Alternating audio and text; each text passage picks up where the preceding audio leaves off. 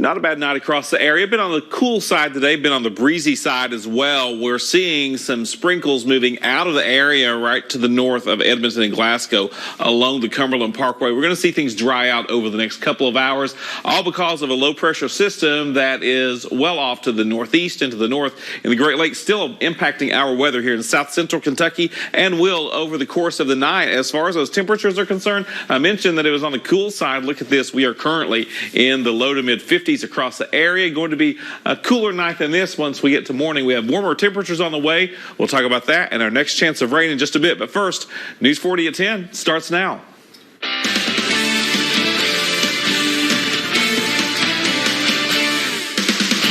Good evening, everyone. I'm Michael Ridgway, and thank you for joining us. Going straight to our top story, a local Special Olympics athlete receives a replacement gold medal after the original was lost in the tornadoes of December 2021. News 40's Noah Fairber has her story.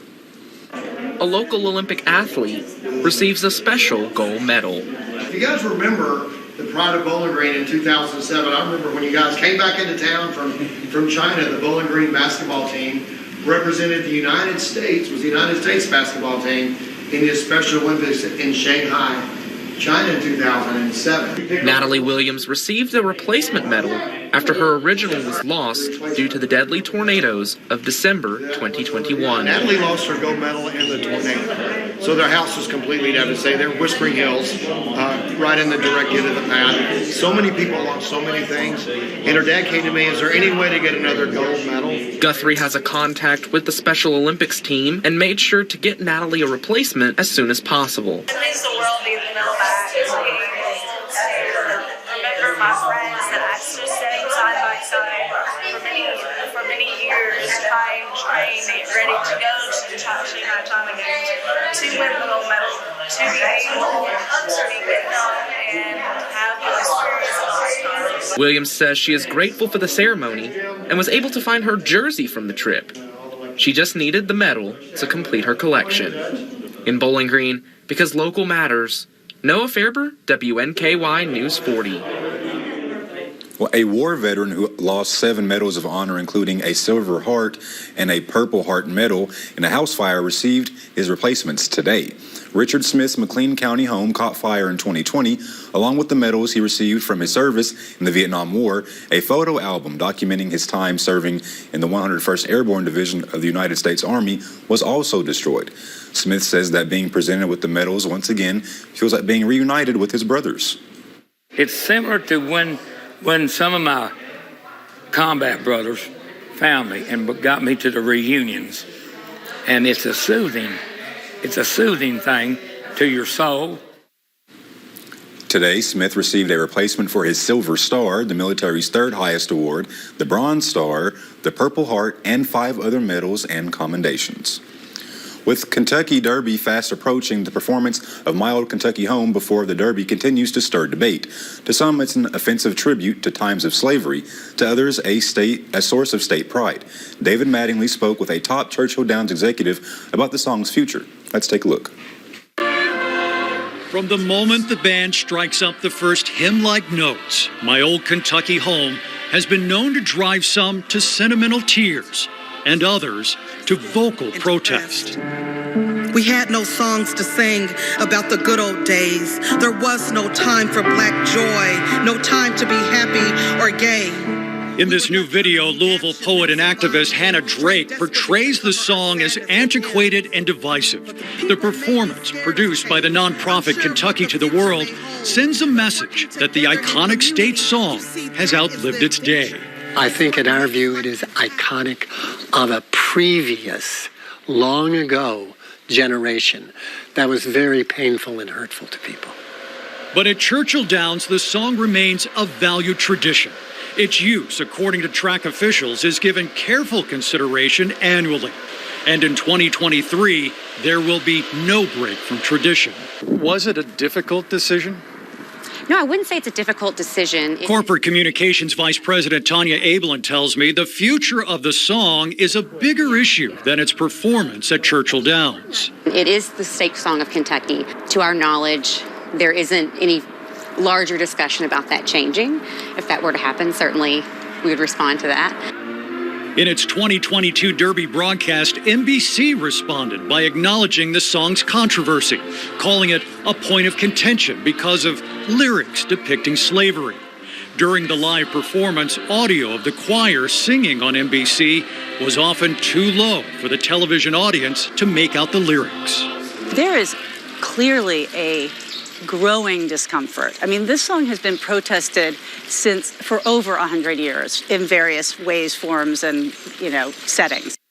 Well, let's switch gears now and send it over to Chief Meteorologist Scott Burchett. Scott, how are you? Hey, I'm doing pretty well, trying to stay warm, trying not to blow away in the wind. Hopefully you are too. Winds have calmed down, by the way, compared to what we saw earlier today. But the temperatures, well, they were on the cool side as well. I mean, this is May 1st, and we only topped out at 65 degrees, 10 degrees below average. It's been warmer before this time of year. 93 was the record on this date, set back in 1901. The morning low on the cool side as well. We were down in the upper 40s. Should just drop to the low 50s, right around 53 degrees.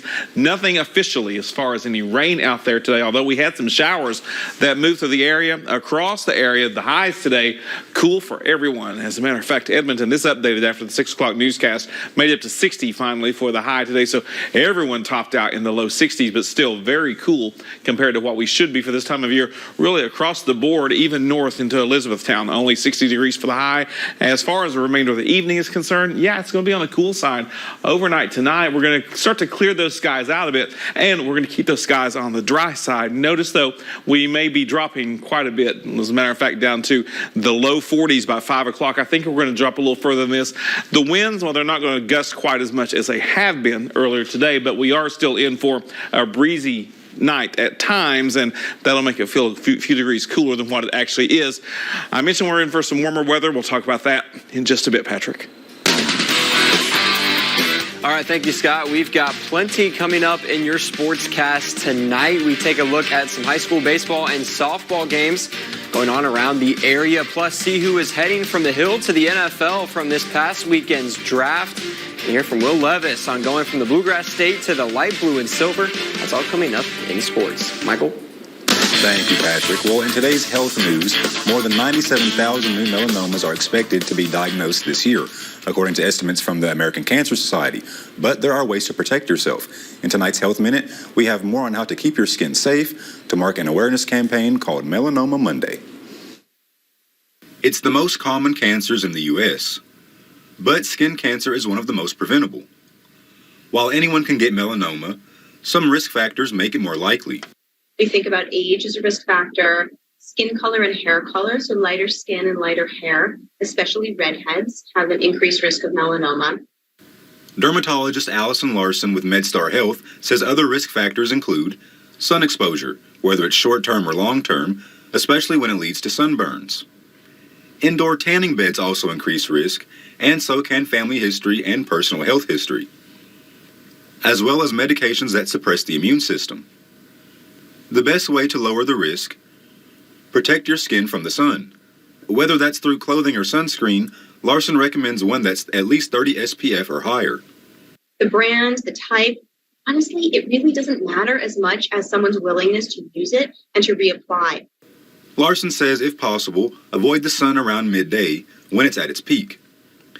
And also, keep an eye on your skin, as early detection is critical. And see if there's anything that looks irregular. See if there's anything that catches your eye because it has multiple colors, because it has a border that's shaped in an irregular way, maybe something larger than your other growths. If something does stand out, Larson says that doesn't necessarily mean it's melanoma, but it's a good reason to see a doctor.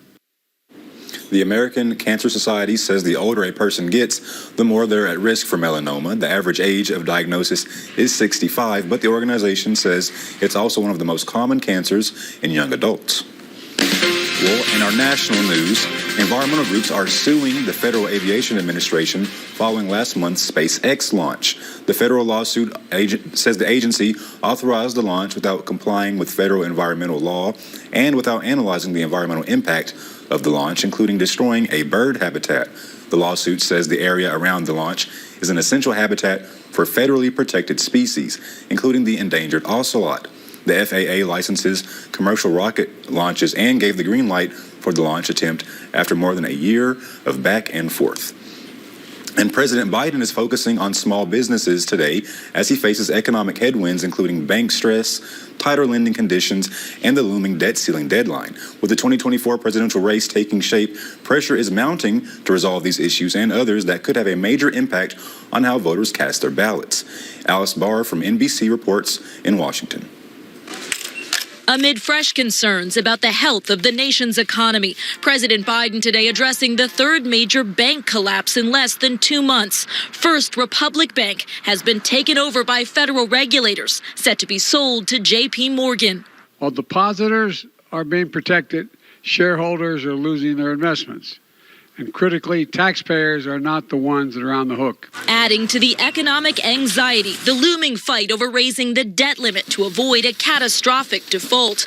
House Speaker Kevin McCarthy pressing President Biden to negotiate after House Republicans passed a debt limit deal that includes massive spending cuts. We will not pass a debt ceiling that just raises it without doing something about our debt. The president firing back. We pay our bills, and we should do so without reckless hostage-taking from some of the mega Republicans in Congress. With the state of the economy already shaping the 2024 race for the White House, the Republican frontrunner, former President Donald Trump, in Scotland opening a new golf course at his resort, while vowing "Make America Great Again" is on his mind. Also swirling around him a host of legal challenges, including a civil rape and defamation lawsuit underway in New York. A judge today denying the Trump team's bid for a mistrial. Likely GOP rival Florida Governor Ron DeSantis in an escalating legal fight of his own with one of his state's largest employers, Disney. A board of supervisors DeSantis picked now countersuing Disney after the company alleged a campaign of political retaliation. In Washington, Alice Barr, NBC News. Coming up on News 40 at 10, your favorite TV shows might be forced to halt production. How the looming writers' strike might affect your favorite programs in just a bit. But first, Chief Meteorologist Scott Burchett is back with a full look at your forecast. The world has changed a lot in the past 100 years. One thing that has remained the same is Goodwill's mission of serving the underserved and creating pathways out of poverty for those in need. In 2023, Goodwill Industries of Kentucky celebrates its centennial anniversary, and it wants to thank you, its shoppers, donors, and partners, for helping strengthen Kentucky's communities and making Goodwill's mission possible for 100 years and counting. Visit goodwillky.org to learn about all the good the nonprofit is doing thanks to your support. Hi, I'm Liza DeGia, the filmmaker behind Food Curated. Watch my show about innovative chefs and food makers anytime. Demand and view it, all from the comfort of your couch. Available for Apple TV, Roku, and Amazon Fire TV. Download it from your favorite app store today. Every Friday at 3 p.m. Eastern. Catch the fun anytime, anywhere, on any device. Stream free, live, local news and video on demand on View It, all from the comfort of your couch. Available for Apple TV, Roku, and Amazon Fire TV. Download it from your favorite app store today.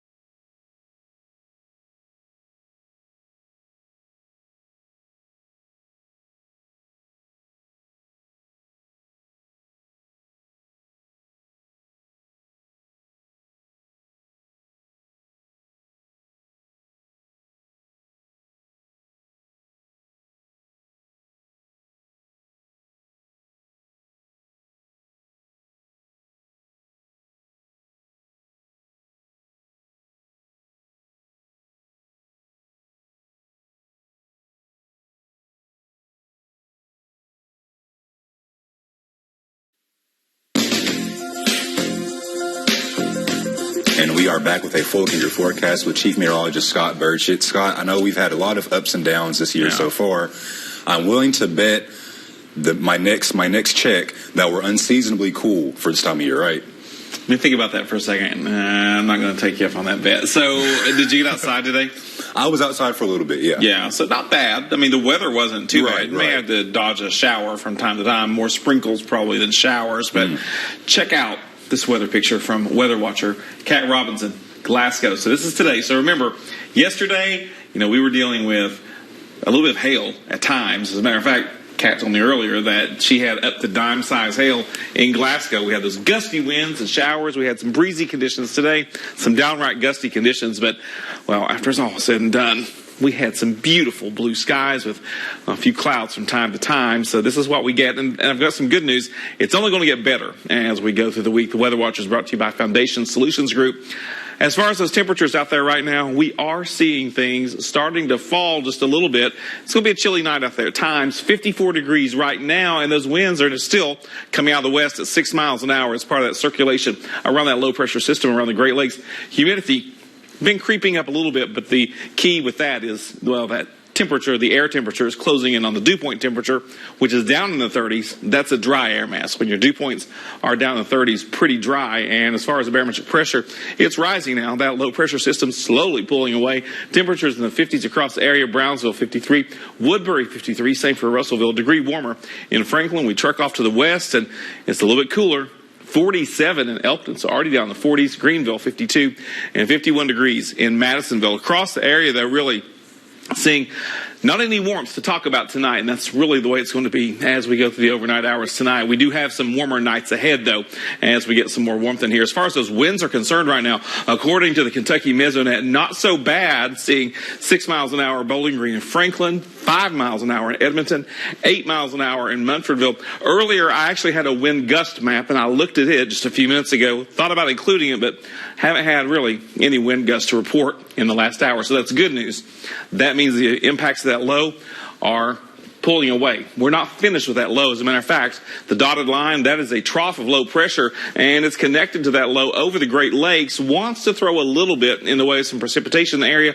Good news. Pretty much stays just to the east of south central Kentucky, so we are going to stay dry. I do want to point out, though, this will not impact us, but look at that. In the mountains around West Virginia into Pennsylvania, seeing a mix, even some snow, and been seeing quite a bit of measurable snowfall in Michigan today, so they're still dealing with what feels like winter. It's the first day of May. We should be warming up considerably now that we are in the middle part of spring. As far as tomorrow's concerned, into Wednesday, we'll continue to lose those clouds, and we stay dry, and then we'll start to see more of a warm up as that low pressure system pulls away. By the way, that low pressure system, I mentioned those winds coming out of the west. It's part of that counterclockwise flow around that low pressure system that will eventually reset, and we'll see those winds from the south, and that's when we'll start to see more of a warm up. As far as those wind gusts tonight, we can still see some breezy conditions from time to time. The worst of it, though, appears to be over, and you'll notice as we go into tomorrow, still maybe some breezy conditions up until tomorrow evening, 20s and occasionally in the 30s, but really the worst stuff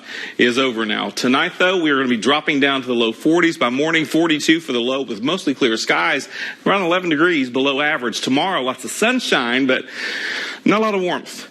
64, so very similar to what we saw today, maybe a couple of degrees warmer. The real warmth, though, well, it starts to come in as we go towards the end of the week. Look at that. We are in the low 70s. On Oaks Day, we finally make it up to 81 next Monday, and we have some showers working here by Friday and again on Monday. That's like your 7-day forecast brought to you by Foundation Solutions Group. Don't go anywhere. We got more news after this. Stream free, live, local news and video on demand on View It, all from the comfort of your couch. Available for Apple TV, Roku, and Amazon Fire TV. Download it from your favorite app store today.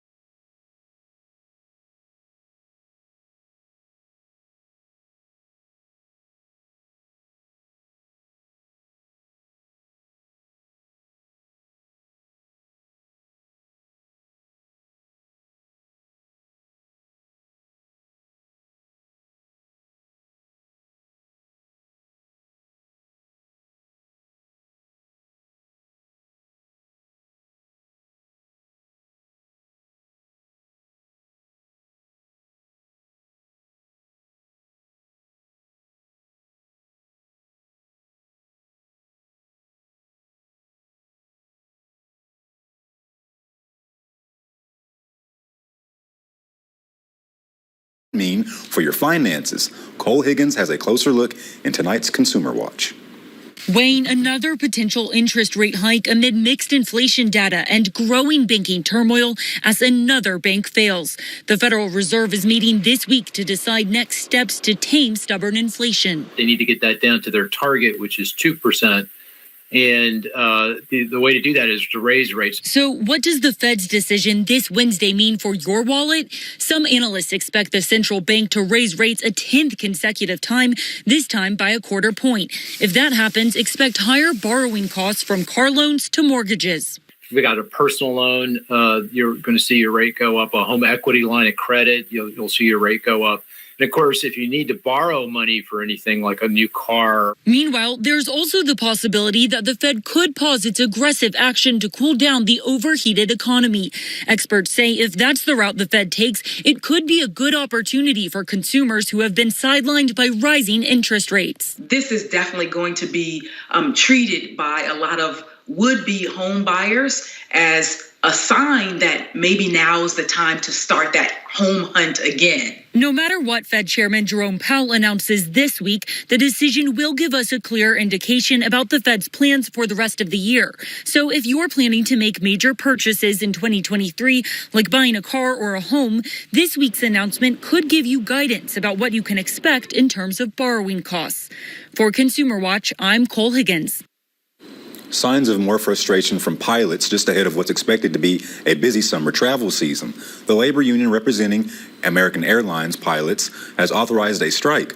The Allied Pilots Association says they could begin picketing at major airport hubs nationwide, although no timeline for when this might happen was announced. American Airlines says neither picketing nor strike authorization votes will impact flight or its operation, and that a strike will only happen if terms for a new contract can't be reached. And the clock is ticking, and the drama is building over an impending writers' strike. If an agreement isn't reached between the Writers Guild of America and the production companies they work for, some of your favorite television shows could be immediately impacted. A strike could devastate Hollywood, and with union members already voting to authorize one, should it be necessary, there are only a few hours left to reach an agreement. Miguel Aguilera has more. Tonight's suspenseful Hollywood drama unfolding behind the scenes has come down to the wire, with just hours left for the Writers Guild of America to reach a deal with the Alliance of Motion Picture and Television Producers, which represents studios. At odds over streaming residuals, higher pay, and consolidated jobs, the men and women who write for your favorite television shows and movies are set to walk off the job at midnight. Nobody wants a strike, but they have to meet us. They have to meet. We're not asking for much. We're asking for just a livable wage and for our jobs to be protected and for us to make residuals on the content we're creating. If we don't stand up to these bullies, we're going to just keep getting bullied our whole lives and nothing's going to change. If pencils go down and picket signs go up, we could see a sequel to the 2007-2008 strike that lasted 100 days, cost an estimated $3 billion, and abruptly cut into show production. If a strike begins this week, the first thing that viewers at home will notice that their favorite late night shows will go into reruns. If there is a strike, the longer it goes, the more significant the impact, because nothing happens without a script. A shutdown trickles down well beyond writers. Production, props, even craft service teams would be locked out. That's tens of thousands. And Amazon Fire TV. Download it from your favorite app store today. The long-term health and stability of the industry. Tonight, the clock is ticking on this real-life Hollywood cliffhanger. When we come back, Patrick Carey has a look at your sports. Low credit. This looks impossible. Credit scores can be loan obstacles too. How do I get to good credit? Get credit advice for life from WesBanco. Money doesn't make you wealthy. Understanding it does. Stream free, live, local news and video on demand on View It, all from the comfort of your couch. Available for Apple TV, Roku, and Amazon Fire TV. Download it from your favorite app store today.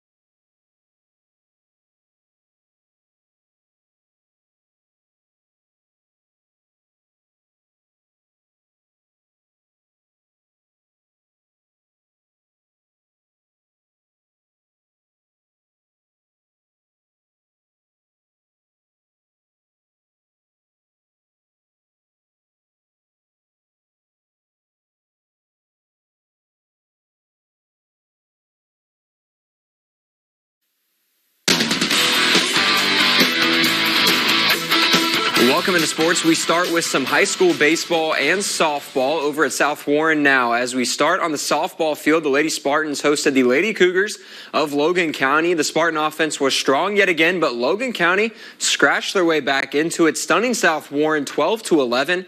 The Lady Spartans will be back in action against Greenwood in a huge 14th District rivalry game tomorrow at 5:30 p.m. Well, over at Bowling Green High School now, as the Purples hosted Greenwood for a big in-town showdown.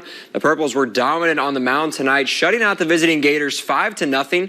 BG has now won 6 straight. The teams will be back in action tomorrow night at Greenwood as the Gators look to avoid their 4th straight loss. Well, to the hardwood now. Hank Plona is officially joining the WKU coaching staff as an assistant coach for the 2023-24 season. Plona spent the last 8 seasons as the head coach at Indian Hills Community College, posting an impressive 225-35 record over those years. The newest assistant coach is looking forward to this opportunity because of the great basketball tradition here at WKU. Well, WKU baseball had another successful weekend in conference play, sweeping the Charlotte 49ers in 3 games. WKU baseball was led by Ty Crittenberger, who was named Conference USA Hitter of the Week after notching a .556 batting average on 10 hits. The team is now 25-20 on the season and will be back in action on Friday at FIU. Here's what Aiden Gilroy had to say after the sweep. The thing we just did is have confidence in ourselves, trust in what we're doing, trust what we're doing in pregame, trust what we're doing in practice, and just come out here confident and get after it. Well, WKU football had an exciting weekend as 3 guys found new homes in the NFL. Wide receiver Dawood Davis signed with the Miami Dolphins as an undrafted free agent. Defensive back Khalif Halassi signed with the New York Jets as an undrafted free agent as well. And defensive lineman Broderick Martin was drafted in the 3rd round of the NFL draft by the Detroit Lions. Here's what Martin had to say after hearing his name called. I'm surprised because I feel like, my talent show, but it's like, it's a blessing, man. I'm glad to be part of this organization. It's a blessing. That's all I like to say, man. I'm not surprised, but I'm blessed.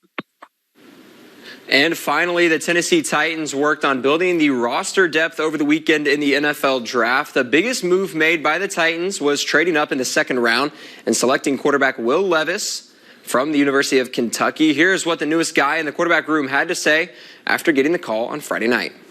It was great. I heard from, Mr. Carthon and Coach, and it was.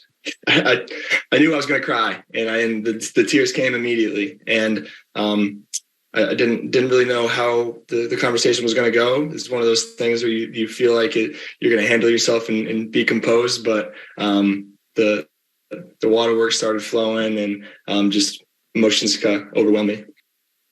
Well, that's a look at sports. We'll be right back.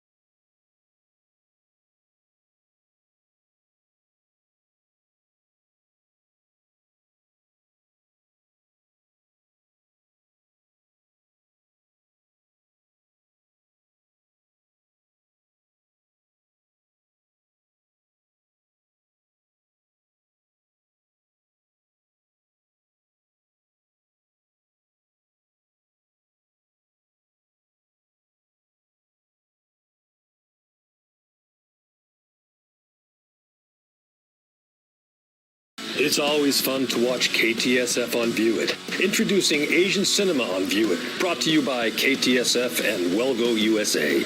With great movies from China, Hong Kong, Taiwan, Korea, and other Asian countries with English subtitles.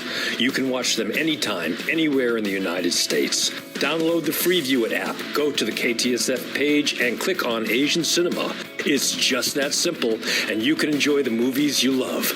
Download the View It app today.